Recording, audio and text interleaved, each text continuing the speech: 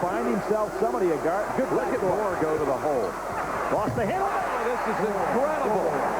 More and more. It's looking like UConn can stay with the Blue Devils till the very end. Well, you said that right, Jim Nance. A 3-point win for the national championship. Defense certainly a big factor. I mean, holding Duke, a team like Duke, to, what was it, 41% field goal percentage? Pretty darn impressive. Yeah. All right, let's check in with Channel 3's Jennifer Watson, who's live at Coaches, to see what the fans had to say about that. Jennifer? Ellen, Denise, it's peaceful. What a difference a half hour makes. But you know what? We have to show you something. What has happened is that the hundreds of people that were here in Coaches have gone outside to the street where people are body surfing. They're being passed along the top of the crowd. And there is concern that, you know, the mob mentality at some point will kick in because these people have been partying for hours now. There are a lot of uniformed police officers on the street trying to push the crowd back. And so far, from what we heard, it has not been a big problem. But, you know, whenever you have this many people out there and they've been celebrating for a long time, you have to be careful what happens. So right now in here, it's pleasant. It's out on the streets where things are getting louder by the moment. For now, back to you. Thanks, Jennifer. We'll check back with you later. Okay. So the fans are partying in Connecticut, and they're still partying in Florida. They sure are. Let's take a look now at some sound that we got from... I'm sorry, someone is talking in my ear. I was just about to tell you that we're going to show you how the fans reacted in Florida. Let's take a look at that tape.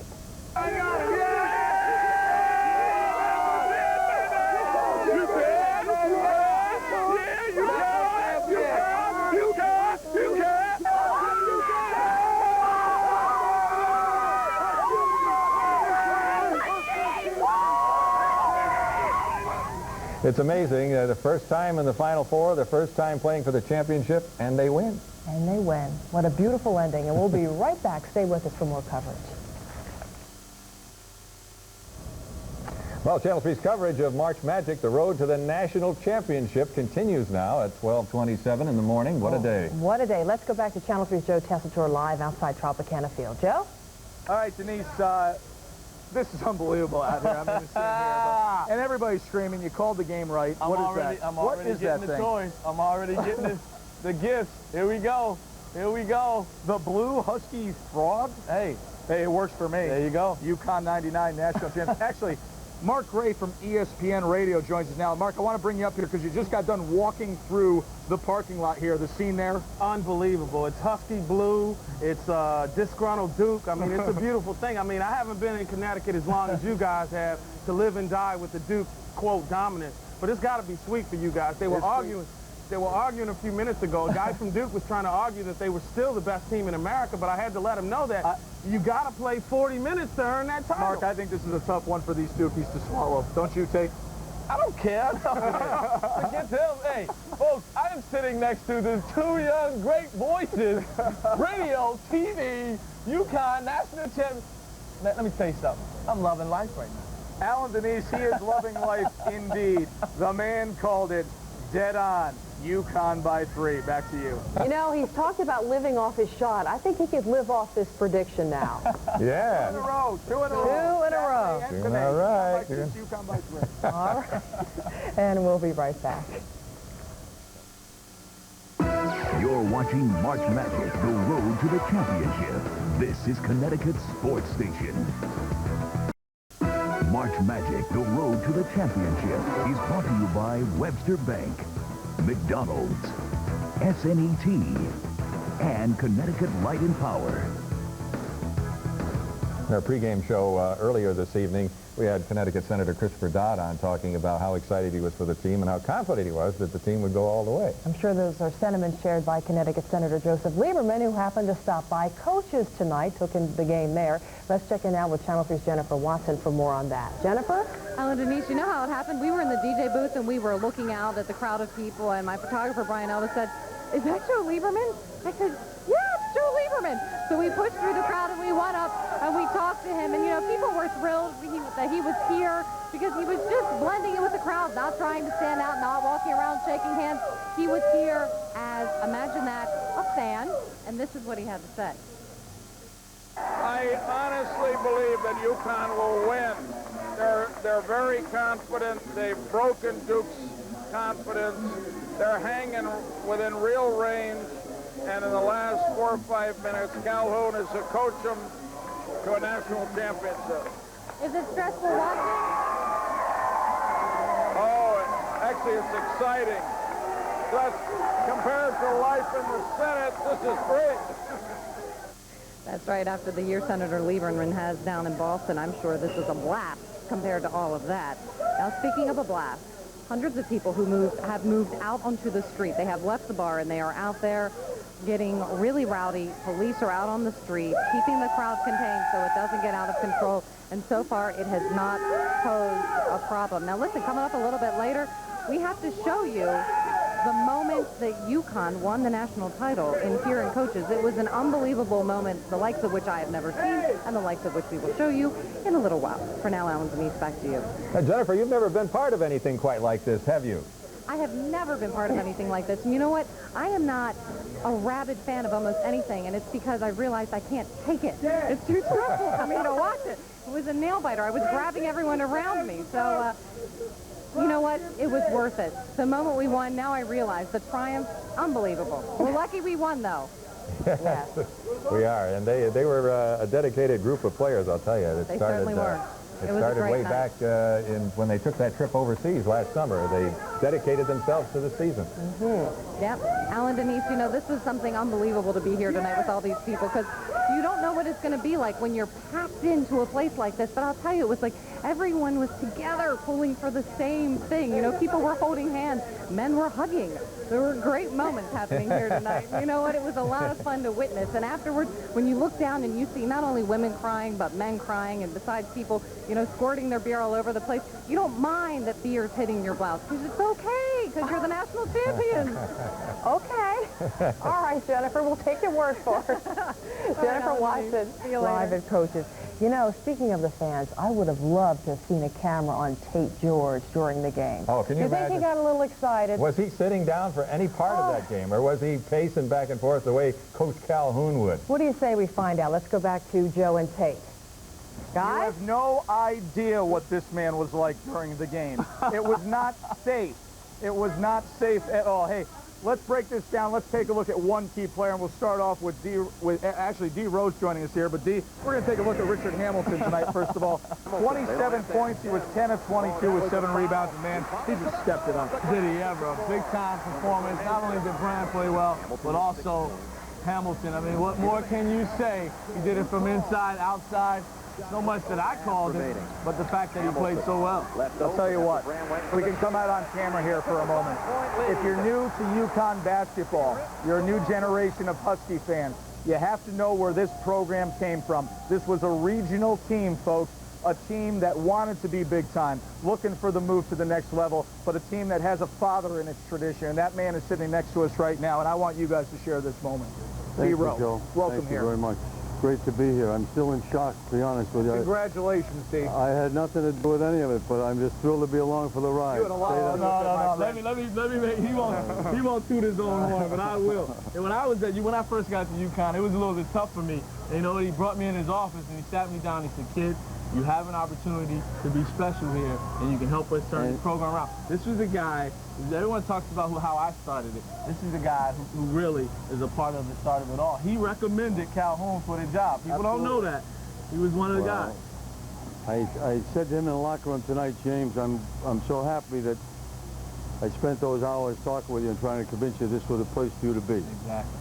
Steve, tell me a little bit about what the scene was like once CBS's coverage came off the air, things were brought back to the locker room, you guys were able to be in there together. Tell me what the scene was like. Well, I've never been in a locker room where I was a coach who won a national championship, but I'll tell you this, it can't get any better than that. And, you know, Joe McGinn was looking in tonight, and I was sitting with Howie Dickerman, who was such a great associate head coach and just did such a marvelous job. And during the game, he says, now it's right at the end, he says, now it's time for Joe to step up. Now it's time for Joe to step up. And Coach Calhoun made great reference to Joe and all he meant to the team in the locker room. The locker room was beautiful, happy, pleased, proud. Jim Calhoun has taken us all on a special dream and made that dream happen for all of us. And I go back to Tate's day and all the other guys that have played and have been coaches or players there. And Jim gave us and made that dream happen, and I'm so happy for him and happy for everybody that's been part of it. Don't you think that they should shut the state down for the rest of the week? I think that, I think they will. They will shut it down. There's no question. The governor was here. The president of the university was here, and everybody. Senator Dodd was here. I don't know about all the other folks that were here, but our fans were great. Our support was great, and I can't believe there's never been a happier day. See, when Calhoun was in front of everyone in the locker room, what were the first things that came out of his mouth? I think I was back in the back and didn't hear everything, but I think that the respect he has, Jim Calhoun has great respect for the game of basketball. He has great respect for Duke University. He has great respect for his team. And he talked about style and class and hard work and work ethic and dignity and all those special things that have made this team a team that really never, Jim has a resolve. He has a will to win. And he instills that in his team. And you go down the stretch, and he wasn't going to let them win, and they weren't going to let him down or themselves down. It was just a beautiful, I've never seen a greater reunion or a family thing. So many wonderful former players were here tonight, like Tate and Ray Allen and Scotty Burrell and so many of the other guys. It was just a great treat to see them all rally in support of this great team and this great coach. Well, wonderful moments, and we're so glad to have you here to share them with us. Al and Denise T-Rowe sharing some special moments with us here on our March Magic set, straight out of the locker room. Quite a man, and a lot of people. Jim Calhoun's going to get a lot of praise in the course of the next year on the banquet circuit. Trust me, folks, a big thank you in this direction. Well, you're very kind, Joe. I am very thankful for your kindness, but this is Jim Calhoun and Jim Calhoun only, along with the support of Lou Perkins and the administration and some wonderful, wonderful kids. I've been thrilled just to be along for the ride. All right, Al and Denise, back to you. All right. Can you imagine what the recruiting is going to be like now for UConn? I mean, it was terrific up to now, but now with a national championship. Just the visibility, you know, the state, the university, the team. And wonderful. This is great for all the fans who've had to endure listening to the radio and the TV and reading in the paper, all the people who they feel didn't give UConn the credit they deserved and the program in general the credit it deserved over the years. And tonight, they are the champs. What do you say we take a look back at the last few moments of this terrific victory tonight? Let's roll that tape. For an 82% shooter. You've got Hamilton, an 83% shooter. Collette is a 78% shooter. Inbound to El Amin, and Avery will send him to the line. It only lost 2/10 of a second. And El Amin goes to the line, a 79% free throw shooter. He's come up big in this game. But he's 0 for 2 tonight. Missed 2 tonight.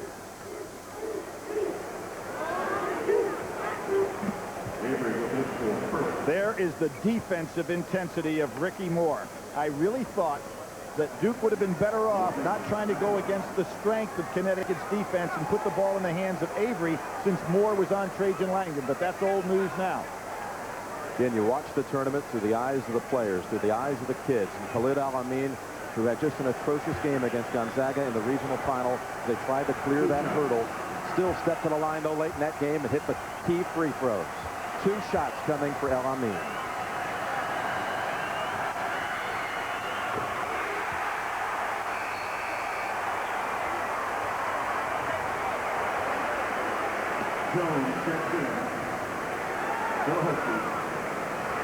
Jim, if he makes this shot, do you foul if you're Connecticut and not let Duke try one of those patented threes to tie this thing?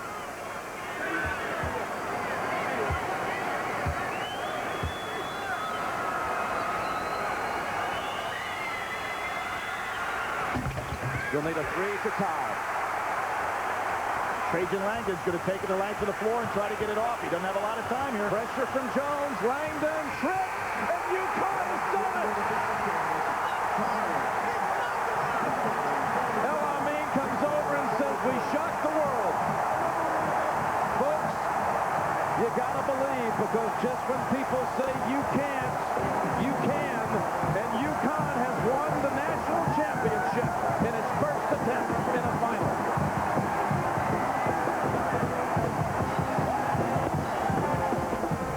We're going to be watching this for many years to come and never get tired of watching either. And we'll be back with more March Magic in a moment. Well, I'm sure there'll be a victory parade and celebration in Hartford or somewhere, maybe a lot of venues. As the days go on ahead, we'll find out more about that. Tomorrow we have the homecoming. The team will be coming in, what, about 2 o'clock up at Bradley Airport at the AMR terminal. You can follow the signs and go welcome the team, and then there'll be a big homecoming rally at Gampel at 4. And the doors there open at 3. Right now, we want to take a look at what Gampel looked like earlier this evening when the UConn Huskies won the national championship. That was a sanctioned bonfire that the university allowed so that the students could celebrate safely. They added extra police officers this evening as well. And as far as we know, there were no incidents out there that created any serious problems, although we could say that our colleague Dee Griffin and our other colleague Kevin Hogan were out there in the middle of the crowd, and wherever the camera was and wherever the lights were, that's where the crowd seemed to swarm, and it was very difficult for us to get our reports and for them to describe what was going on. We couldn't even see them. Dee sort of got swallowed up by the crowd, but she's just fine, and we want to show you now what some of these students had to say earlier tonight. Absolutely amazing. Okay. All the hands, everyone's screaming, no one breathes.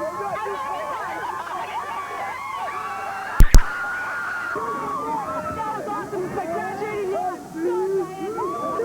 Connecticut, baby! Spectacular. When LB made those 2 shots, it was the best. You guys, number one! Imagine those people in class tomorrow when they try to answer a question. There'll be a lot of hoarse and bleary-eyed people tomorrow. Let's check in with Channel 3's Jennifer Watson. She is still live at Coach's, and it seems to be a little more quiet there. Yes, Alan and Denise, we are still live here. Last call here at the bar was about 15 minutes ago, and it's very calm, very peaceful. Of course, you can tell the few people that are still left here are still very happy. What we need to show you, and we haven't shown you yet, was the game-winning moment and then the reaction of some of the fans here tonight. Take a look.